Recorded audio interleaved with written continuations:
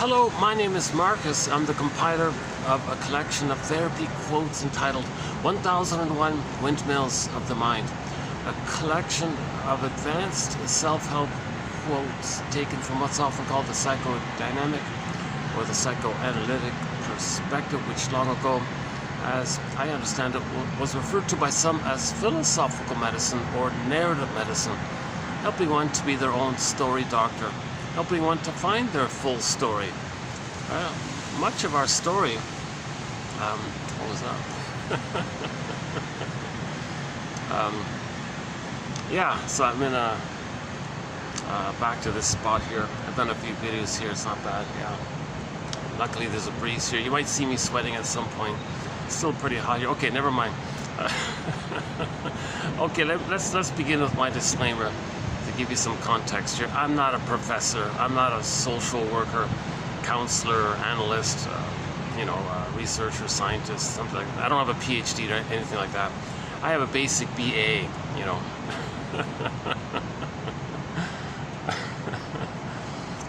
so I'm the compiler of the quotes. I'm finding these interesting quotes, and as best as I can see them to be, they fit Grice's criteria for communication. Are the quotes relevant to the topic of healing ourselves? Healing from a thing called attachment trauma, relational trauma, interpersonal trauma, developmental trauma, often known as arrested development, developmental arrest, stunted development, or fixation at a place where we didn't get the love that we needed to develop, or we're stuck at that kind of place.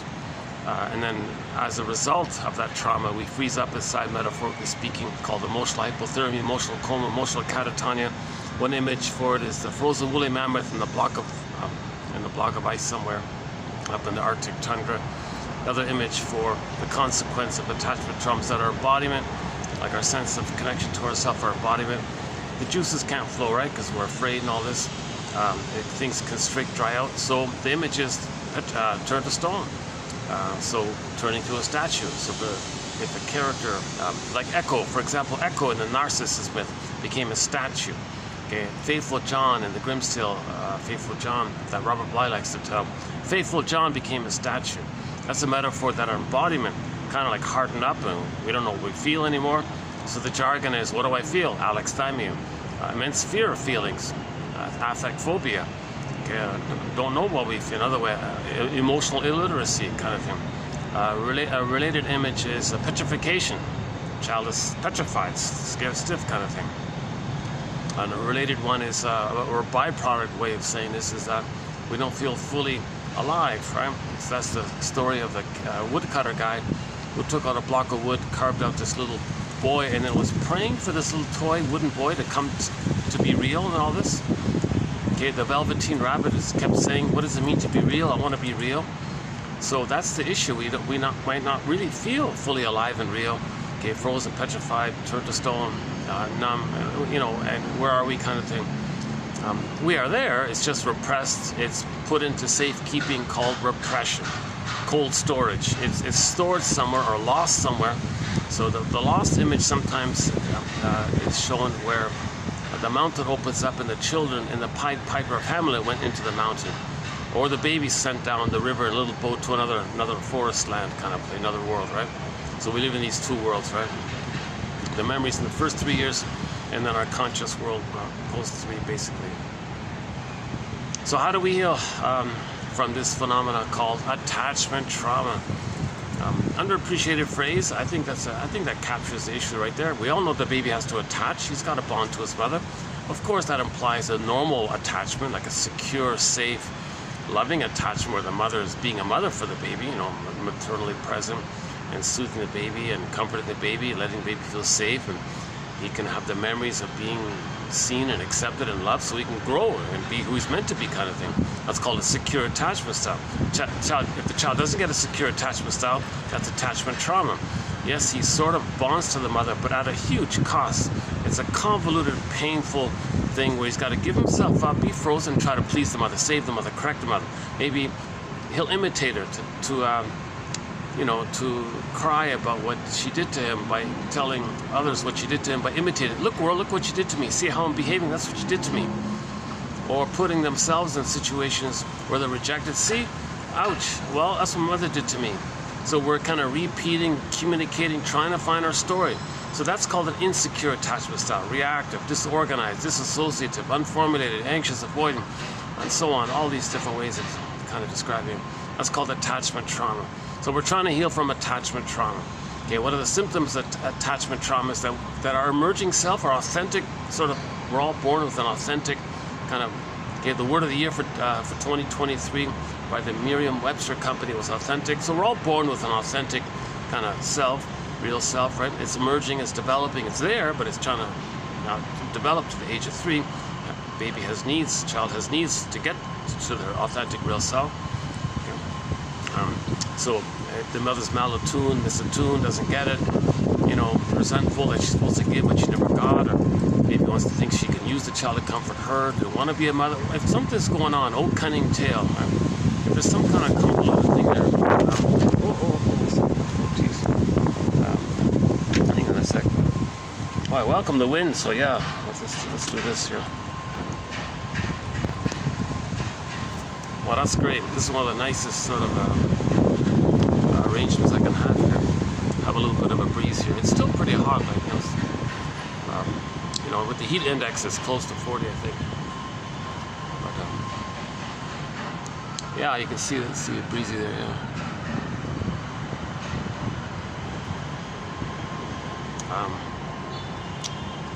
You know, I gotta keep an eye on certain. My phone's giving me. Look at this. Already, my battery's giving me a problem. Look at that, eh? I'm glad I checked here. Hold on a second. Oh no, is this gonna happen again on me? Ah, it's doing it again on me. Sometimes, randomly, this thing, the phone doesn't utilize the battery that I'm offering it. It's saying, hey, power pack, feed me. And it's misattuned, kind of like the mother. Imagine the phone as the baby, needs the supply here, and he's kaput. He's saying, I don't know what you want. Why? Part of it, maybe the connection's faulty, like the line there. Maybe the line's faulty. That means an insecure attachment style. Let's double check. Oh, jeez, it happened again. That means I've only got like an hour. I've only got like an hour. Let's see. No, it's doing it again. Oh, it happened again. I was supposed to reset the phone. Oh, I think I finally get it. I have to reset the phone before I start the video. Okay, this will be done in 2 parts. This is with the inbuilt battery only gives me like an hour, roughly, hour and a bit. So that'll be part 1. What time is it? Let's see. I think it's 2:40, 3:40. Yeah. So I'll just continue. I'll reboot the phone and do a part 2. Yeah, so this will be done in two parts. So this will be TQ27, 2757, part 1 of 2. Son of a, yeah, look at that. It's draining quickly. Look at that, eh? Okay, I've been through this. I keep rebooting it, resetting it, thinking somehow magically I can fix it. Unless I start over now, right? See, I keep all my bloopers and mistakes and things just when I keep going. Because I want to put this unplugged. Try this again. Did it work? No, it didn't work. Okay, let's just do this part 1 here then. Jesus. Okay.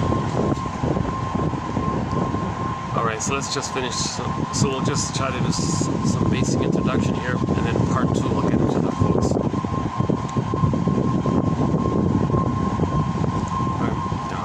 So the child's looking for a secure attachment style. Now this secure attachment style kind of already assumes that the baby had paradise in uterus, and that when he was, and that there was no birth trauma really, or if there were little distresses, mother can heal it with the secure attachment style. So the child needs a secure attachment style either way, especially in particular if there's going to be problems prior to that. So the secure attachment style, one way of saying it is that there are 3 sort of phases post the basic. So the basic, like assuming the baby's in a welcoming womb, okay, 9 months of paradise, oceanic feeling, blissful oneness with the mother, okay, unico mystica, one with this big mystery, happy, powerful, floating around he's in the water world, floating around, needs automatically met. He's considered to be in that kind of happy, blissful kind of place, and there are no disruptions, no stresses, no problems, just floating around in a relaxed kind of. So he's considered to be in the Garden of Eden, Shambhala, Shangri-La, Nirvana, Avalon, some kind of paradisical image. Usually people call it the Garden of Eden kind of thing. So he's in paradise, in other words. Now babies need that paradise quality, meaning the blissful, fusional oneness, mother-infant oneness. From the baby's perspective, the mother is like one, is him, or blurred with him, or just there for him. It's all him. In other words, the baby in the uterus thinks he's a little god, little king. He thinks he's the whole universe, or he's like the center of the universe. Sound familiar with people with narcissism, right? They think it's all about them. So they think it's all about them. But that's natural, right? They haven't received enough reality to know otherwise, right? And the baby needs enough love to feel and know reality. If they're too frightened, they're stuck in some kind of prior place like narcissism, right? So the baby's considered sort of in a primary narcissistic kind of place, right? So the glorified self, the idealized self, little king, little god, little magician. He's everything. He's, magic baby, because his needs get met automatically, right? The oxygen, food, nutrients automatically get sent down. Gee, he's like magic. It just happened. Now baby has to send up his waste elimination. It goes up the two veins in the cord to the placenta. The placenta takes care of everything. Geez, he didn't, no interruptions, no conditions, unconditional love. Needs automatically met. Now he's born with this given authentic self. And when we have our authentic self, we have our golden ball as part of that. That means our amness, our feelings. I feel, therefore I am.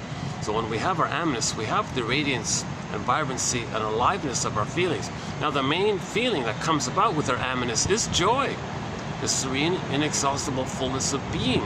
If the child has his authentic beingness, the animating emotion is the joy character. The reference here is the Disney film Inside Out. Joy runs the console. Joy runs the thing. Joy runs the person. Joy is like the animating, sunshiny feeling when the person has their beingness, their authentic beingness. Right? So all babies have their authentic beingness, and joy is sort of kind of shining out by that beingness, right? So he's got his beingness, he's got joy, he's one with everything around him. So, and the mother's pretty powerful for the baby, so he feels pretty powerful. That's called infantile megalomania, the idea. Jeanette Paris calls it, well, he's on the throne. Long ago, someone called it His Majesty the Baby, and all this kind of thing. Close enough, right? So that's got to continue. That kind of fusion, blissful oneness, undifferentiation, okay, symbiosis. The mother functions as a symbiotic object for the baby, and from the baby's perspective, the mother's him, basically. So that kind of paradisical, blissful delusion, whatever you want to call it. Unico mystica, one with this big mystery, let's call it that, right? That's got to continue. That paradisical state, that blissful oneness, that paradisical state is meant to continue for the first 4 to 5 months after birth, when the baby makes the transition from the water womb to the land womb, or the water world to the land world. He's entering in a whole new world, right? Like the water world to the land world. Like for him, it's like a whole new thing, right? Someone compared it, he's like on another planet almost, like it's a whole new thing. Anyways, but for that transition, ideally there's a smooth transition. So leave the cord, leave the placenta. It's called the lotus birth. The cord is still pulsating, they say. Oxygen's still going through. Placenta and the cord belong to the child. Just leave it there. It's a natural birth. Again, barring emergencies, medical emergencies. Again, my disclaimer, I'm not a doctor on all this. So I'm just sharing these quotes and discussing them, trying to learn them myself. And yeah, by the way, all of these quotes, these are just theories, speculations, hypotheses, brainstorming ideas, clues, trying to be a detective, invitations for mutual exploration, prompts to free associate with. you know, some clues link with other clues, which can then lead to maybe a better clue. We're just searching around, trying to be a detective here. So 30%, Robert Bly says to the audience, he's also not, well, he's not a shrinker.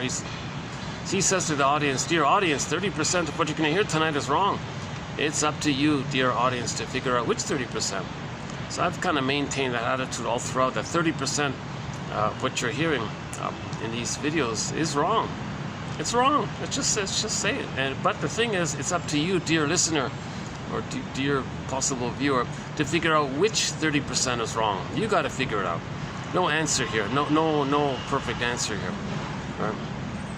Now, by the way, this recent string of videos that we're doing currently, it's not 30%. It's 50%, because we're entering into new territory here. So, yeah, so for more on that, I'll continue on that point in a minute. So, I sort of like, okay, but at least now I know what's going on with this video. I gotta always, okay, at least now I finally figured out how this thing works. I have to, if ever the battery charges the phone, and then I start the phone with the full charge, it doesn't keep it charged. I gotta reset it to click it in to keep it charged. That's how it works now. It's not supposed to be like that, but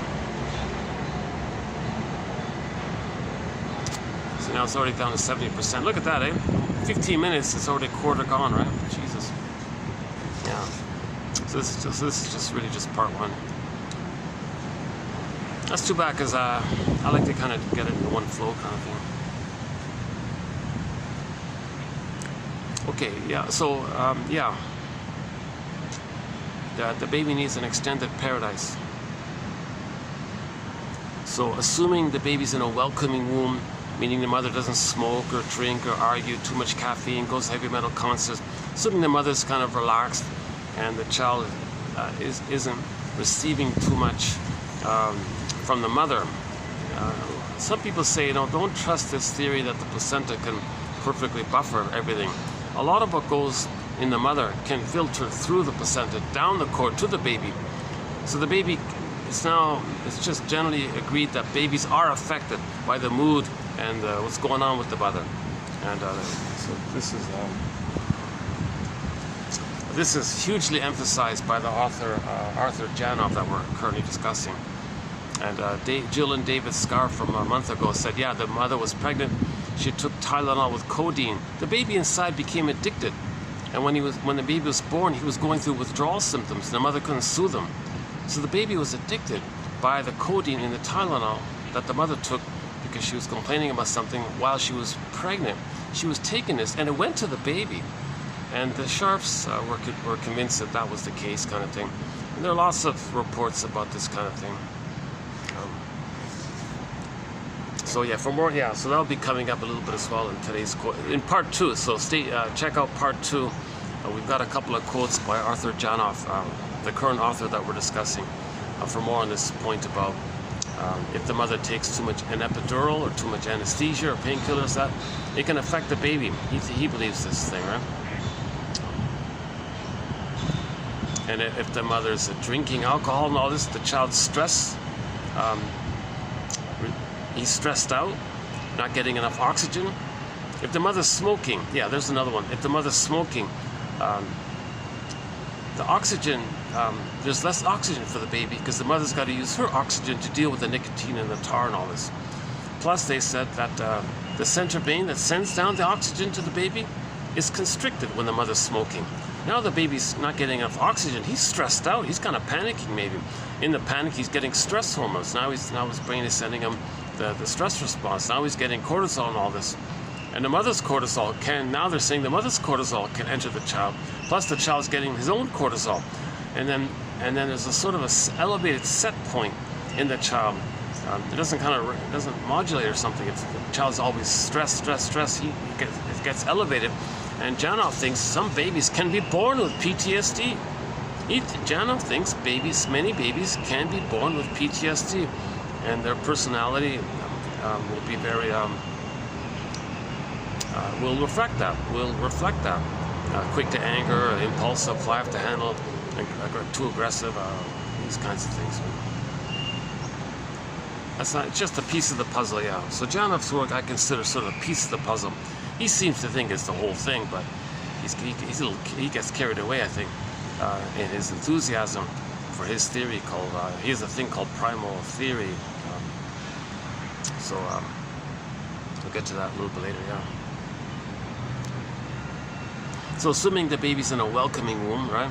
Again, no caffeine and stimulants and alcohol, smoking, etc., etc. Now, when the baby's coming out, it's meant to be a kind of like a rhythm between the baby and the mother, and that allows the smooth birthing to take place, right?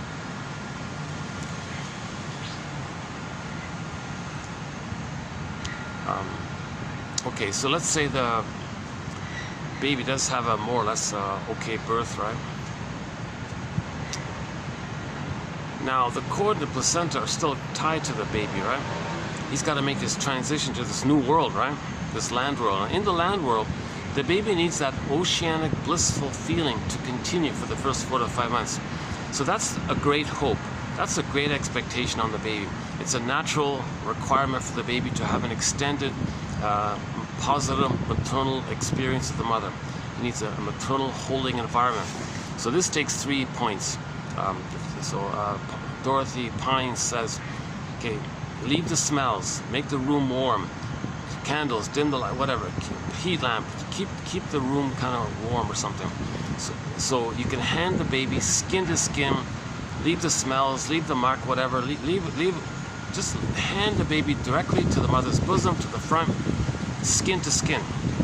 Number one, the skin to skin contact, and it maintains skin to skin contact, okay, for 4 to 5 months. Don't remove the baby. Leave the cord, leave the placenta. They'll drop off on their own accord a couple of days later. So the skin to skin will continue the communication, the attunement. Let the music play on, the rhythm between the mother and the baby. The mother will have an ability to know the baby's emotional signals. The baby feels that the mother's there, and there's this back and forth through the skin to skin. So the emotional communication, this whole somatic body communication between the mother and baby takes place through the skin to skin. And they were saying, Pines was saying, like the skin kind of thing, it's kind of like the bridge for the emotions.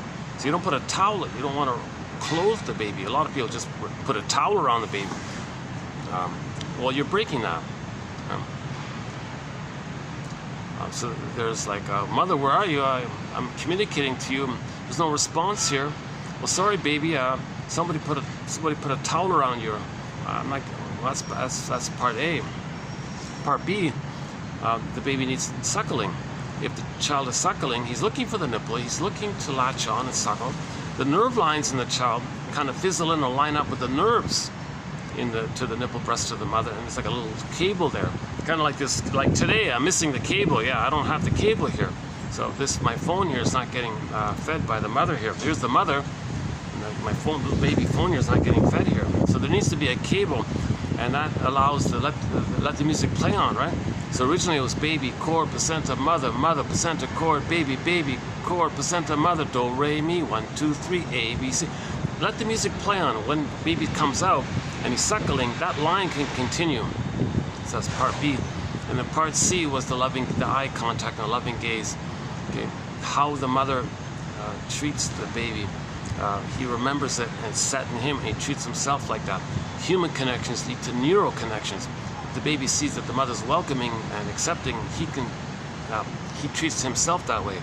If the baby sees that the mother's like present to him, he'll be present to himself. Okay, and so on, right? So that's the extended paradise, those 3 points: skin to skin, breastfeeding, and loving gaze. The child needs that for 4 to 5 months. So mothers just stay in bed. Why don't mothers just stay in bed for 4 to 5 months? Let the baby sleep on her, and he feeds according to the baby's schedule. If the mother has to use the washroom, just gently carry the baby, kind of thing. She can catch up on, her reading or keep herself in a good mood, and don't remove the baby for 4 to 5 months. maintain the mother-infant dual unity, maintain the paradise. It's an extended womb. Have it treat it like a continuation of the womb. So the womb life, right? When the baby was inside, it was just the two of them.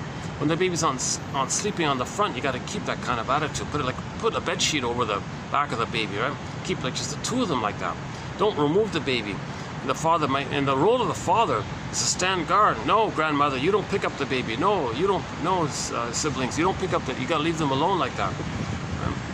Another role of the father in the delivery room or something is no, doctor, you hand the baby directly. No, you got to weigh it.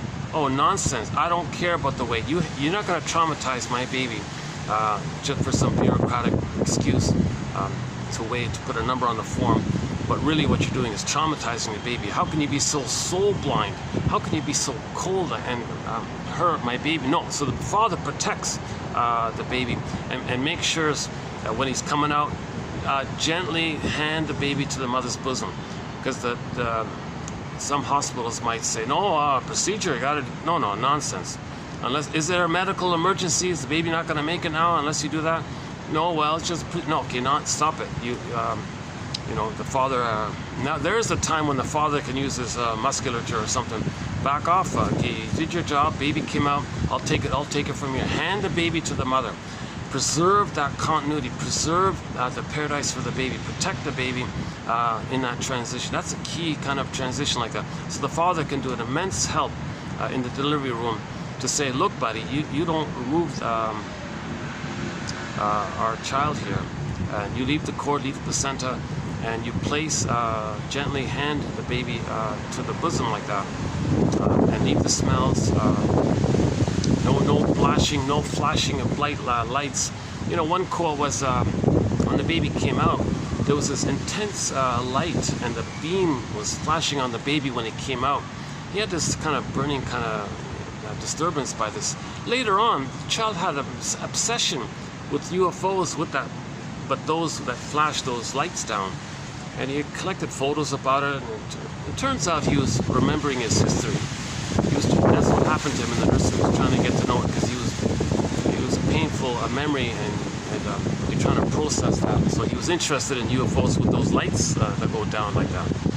That was just the light in the room with the lamp with the light beam down like that. So don't candles soft, make it not too bright like that. Don't shock the baby. Don't traumatize the baby. Don't weigh the baby. Don't put him on the scale. Don't separate the cord and the placenta. Once again, barring special medical emergencies, right? And if at all possible, comfort the mother so she doesn't take painkillers. Because Janoff in particular says it's going to go to the child.